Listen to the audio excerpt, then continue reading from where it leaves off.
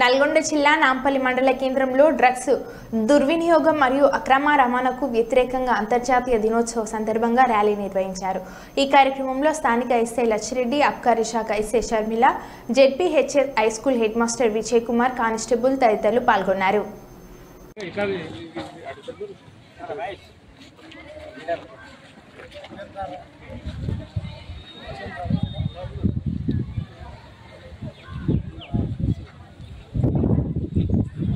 కొంచెం రండి।